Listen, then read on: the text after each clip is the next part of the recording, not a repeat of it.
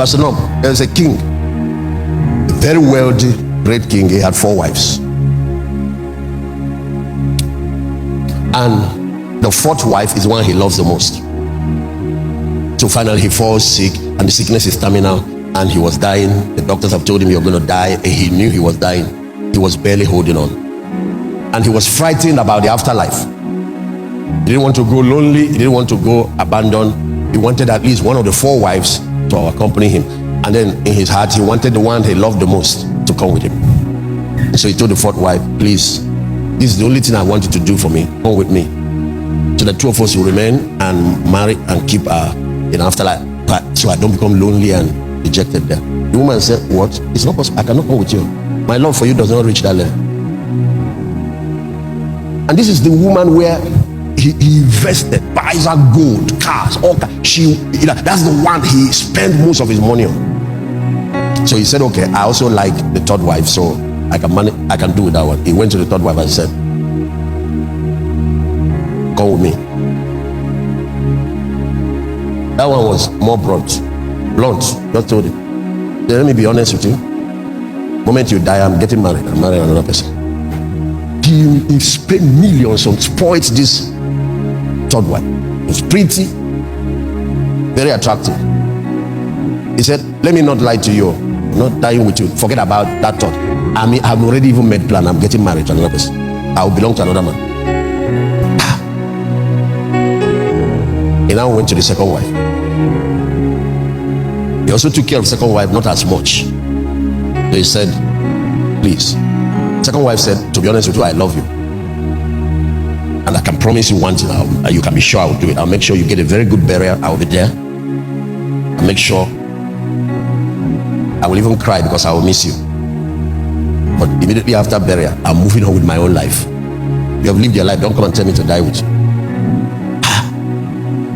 At that moment, he was now hopeless, crying, but he heard the voice of the 1st wife saying, I'll die with you. I'll go with you. And she was the one he neglected while he was frolicking with this younger wife. She was the one, and the guy started crying and weeping. He said, I'm so sorry. I wish I knew that you are like this. He said, you married me first, and I will remain true to you, and I will follow you to the grave. He said, I wish I can take back the hand of the clock. I will have spent on you. I will have.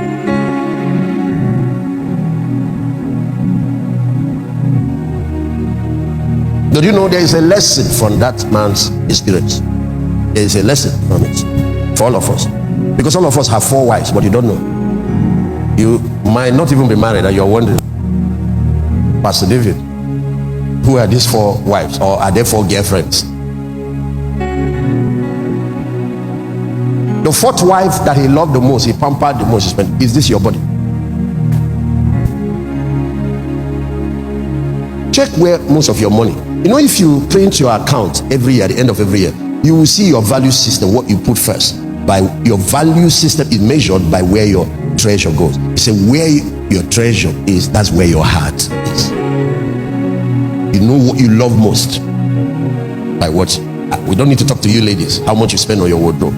Just that hair you wear, how much you spend on what you wear on your finger, your skincare product, and all the rest of them.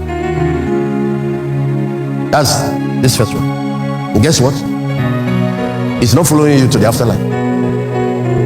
The grave is where the separation occurs.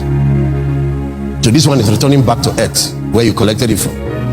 She's going back to her parents' house, and you are going to have to make that journey. Yeah, that's where you are making most of your investment. The 2nd wife, and the 3rd wife that we love so much, usually very attractive, is our material possession.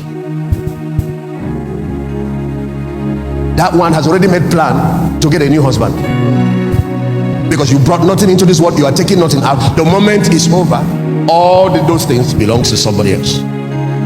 Sometimes you see, I wish some of you, some rich men will be raised from the dead to see how their wife with the new boyfriend is now wasting the money you spent all your life.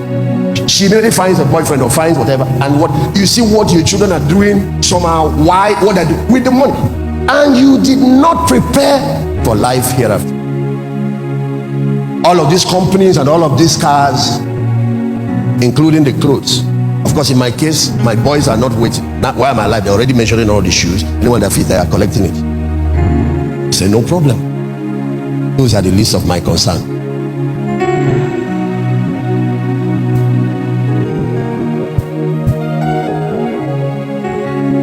The second wife, and many of us pay less attention to her, but she's more loyal than this other one. Is our family. Our family. And usually the only thing they will do, they will attend the burial, cry if need be. Some don't even cry. Before you go, they're already fighting over your possession.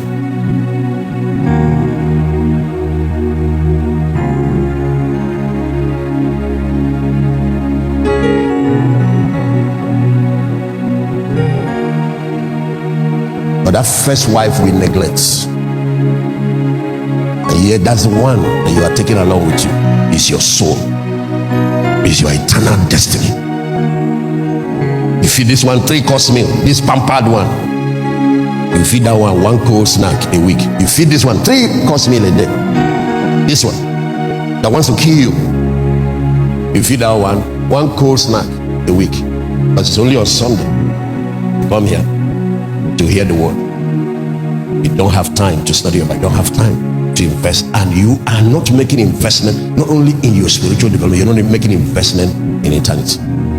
Naked came I into this world, and naked will I go. You met everything here, you are leaving all of them here. You are taking nothing with you. I don't care who you are, and I pray that the Nigerian politicians and leaders of society across the continent of Africa and the world will hear the voice of God today. The opportunity you have to transfer wealth is through the impact you make in the kingdom of God to advance his kingdom, and the impact you make on your fellow human beings.